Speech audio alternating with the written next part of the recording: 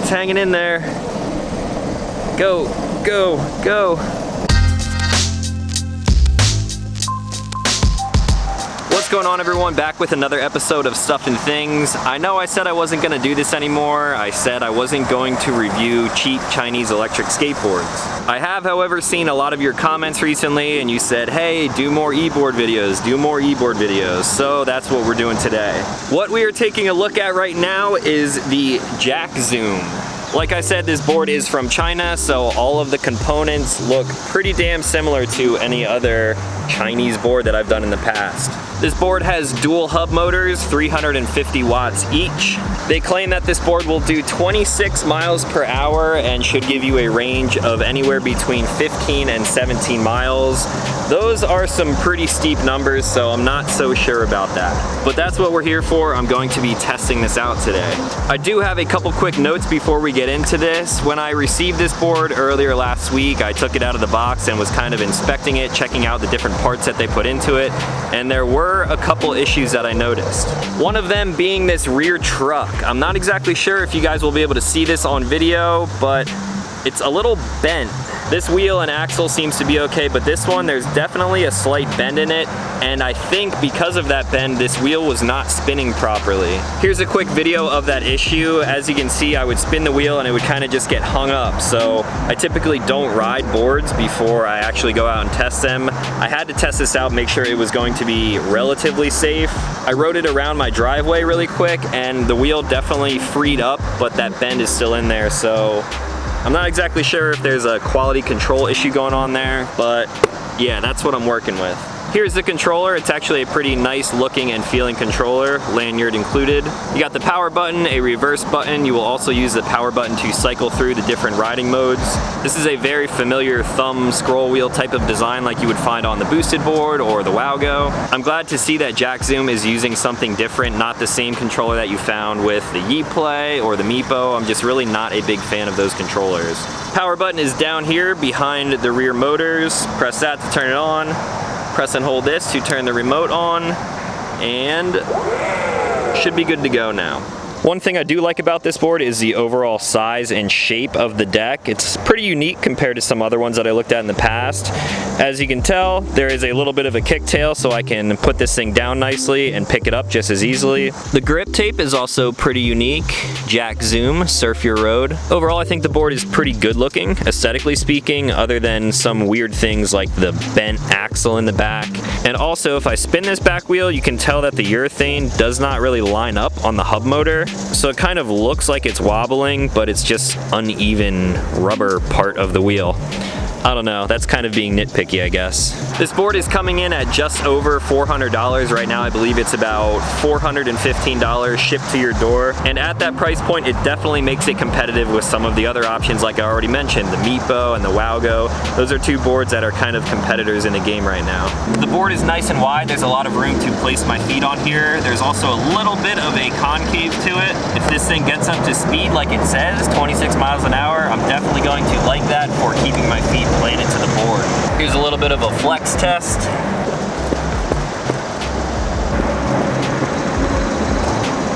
I weigh about 175, 180 pounds. Has some decent flex to it. Definitely not as flexy as like the loaded decks that you found on the Gen 1 boosted board. But when it comes down to it, I think I actually prefer a little bit of a stiffer deck. It lets you kind of feel the road a little bit more. It's not going to be as smooth. It's not going to absorb bumps like a boosted board would. But yeah, everyone has their own preferences when it comes to things like that. I'm going to turn on my tracking app, which I get a ton of questions about, so I will leave a link to where you can download this in the description down below. It's simply called Tracks, Google Play Store. I turn it on and it'll start recording. It will give me my distance and overall top speed from GPS, so it should be fairly accurate. It is set up and recording now, so let's give this thing a shot. Going through the different power modes is fairly simple. I just press the power button. As you can see, it's on the lowest light here, meaning the lowest power. Press it again, bumps up. Again, high setting. I'm gonna back down here, start on the low setting just to get a feel for this thing.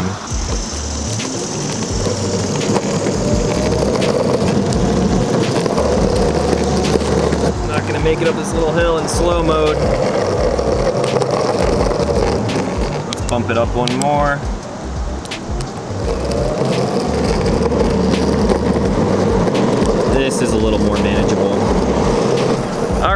from the start, I'm in the second power mode and it's feeling pretty smooth. I definitely like this controller, and I'm already going up a fairly steep hill here.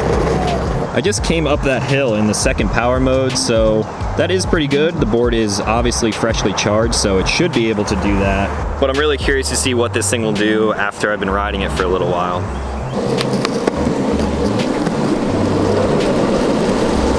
This fresh pavement is wonderful. The board feels pretty smooth. I was kind of afraid with that bent rear axle that it might give me a little bit of a vibration, but as of now, it's feeling pretty good.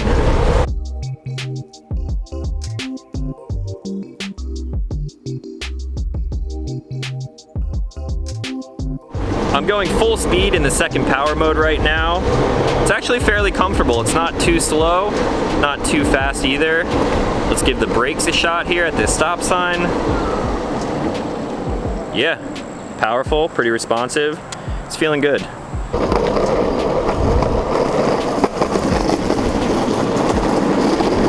I'm standing at the bottom of a fairly long and steep hill. This thing gets steeper as you get closer to the top. This is actually where I tested the Bamboo GTX once I got it back from repair.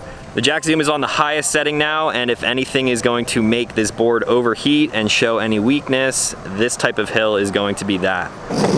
Let's try the first leg. Not the fastest, but we are making it up this hill, slowly but surely.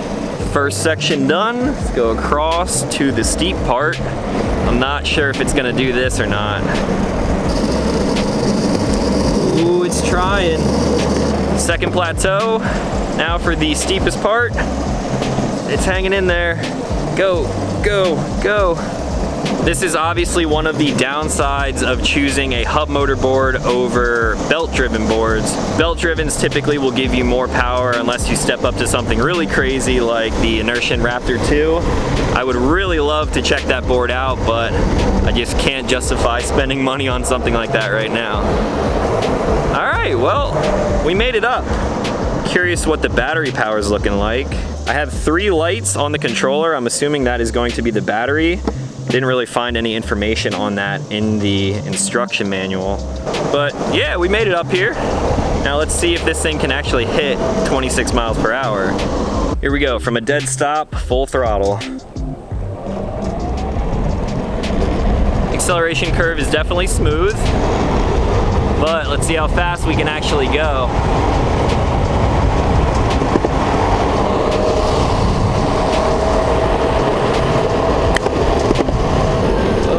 Speed bump.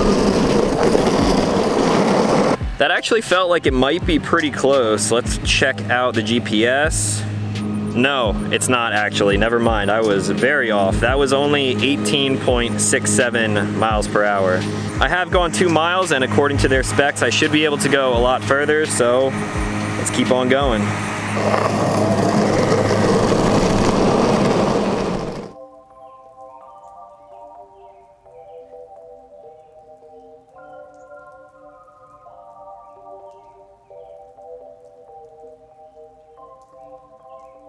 Now I don't want to give any false top speed readings while going back down this hill that I came up in the beginning. This is probably not the best way to test this, but we will see if it has any sort of regen braking. Right now at a rest without actually riding the board, I am at 3 bars on the controller. This is a pretty long and steep hill, so I'll just kind of take it easy going slow down it, and we'll see if it will regen up to 4 bars by the time I'm at the bottom. Keep in mind though that you are obviously using more power going up a hill than you will get back when going down the hill, so I'll actually be kind of surprised if this thing regens at all.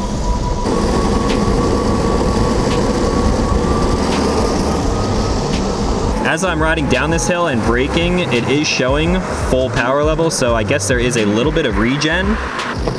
Down to a complete stop. All right, it's still at 3 bars, but hopefully that helped at least a little bit. We'll see how far this range actually takes us.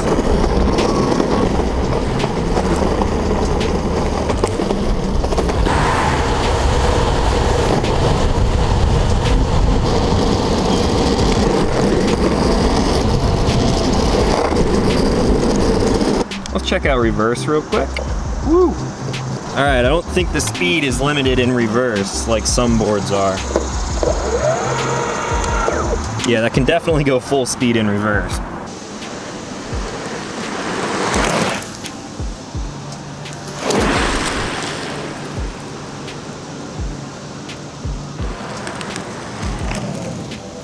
All right, we're starting to slow down a little bit, and I definitely have not gone anywhere even close to 10 miles. So I'm gonna start to head back towards the car, and hopefully this thing doesn't run out of battery before then. All right guys, back from my test ride of the JackZoom. I did think that the battery was dying there for a little bit, but it ended up just being the motors getting a little hot. They are very warm right now because I just ran this thing all the way down to completely being out of battery. That's not necessarily a bad thing, that is expected. Obviously, once the motors and batteries and the whole board kind of heats up, performance is going to go downhill a little bit. But let's check out the app so we can run the actual numbers. I ended up with a total distance of 11.33 miles, total ride time of a little over an hour, and the max speed I only hit 18.9 miles per hour. So that distance is not too shabby. They advertise 15 to 17, which is definitely a little bit overboard. I only ran about 2 hills there. Granted, they were fairly steep, but I think the board could be advertised around the maybe 12 to 15 mile range. I think you're only gonna see the numbers of 15 to 17 miles if you're just on a completely flat surface for a long time. You're very light, maybe if I weighed like 140 pounds, then you might be able to see those numbers. And then the max speed, that was definitely way off. I'm not exactly sure why they said 26 miles per hour. That's very fast. That's as fast as my Evolve Bamboo GTX. I know there are hub motors that can make you go that fast, like the Raptor, like I talked about earlier, but these motors are obviously not gonna do that because the price point of this board is only coming in at $400. So this is obviously not cream of the crop best board that you can buy, but I think the value is actually there for what you're getting. Now let's go over some of the pros and cons. I'll start with the pros and start with the controller as well. The controller, definitely a big pro of this board. I really enjoy the thumb throttle. The throw is not very long, however, it felt very in control. Acceleration curve was smooth, the brakes were strong, pretty positive as well. I like the different power modes. Typically, I like having all the power all the time, but maybe if you just want to cruise around at a flat area, like maybe say a beach, you could have it in the first, second, or third power mode and then conserve a little bit of that battery, maybe get a longer distance at the same time. Reverse is there, works fine. I don't really use it, but it is there, so that is also a plus. Now onto the board itself. Aesthetically speaking, I think the board looks good. Fairly simple, a little bit flashy on the grip tape, but I actually like that. The board also has a good stance, if you want to call it that. It's not super high off the pavement, but it's also not extremely low to the ground. The flex felt good with a rider my weight. I was going over speed bumps probably like 30-40 times as I tried to run around this parking lot and drain down the battery. The wheels felt fairly smooth. Truck seemed good as well. It carved pretty nicely. I was a little concerned with that rear truck issue that I talked about in the beginning, but it seems like things have kind of worked themselves out, and it appears to be functioning just as any other board would. Now for the advertised specs, I think they did go a little bit overboard there. I would like a board that does at least 20 miles an hour, and it was showing me that I only got up to 18.9. The range was actually pretty decent, between 11 and 12 miles for the type of riding that I was doing is not too bad. I just wish that the advertisement would underestimate rather than overestimate. I think that's fairly common across all electric skateboards too. Would you rather buy a board that's advertised doing 26 miles an hour and 15 miles and have it not do that? Or would you rather have a board that's advertised going 18 miles an hour and 10 miles and then be able to do over that?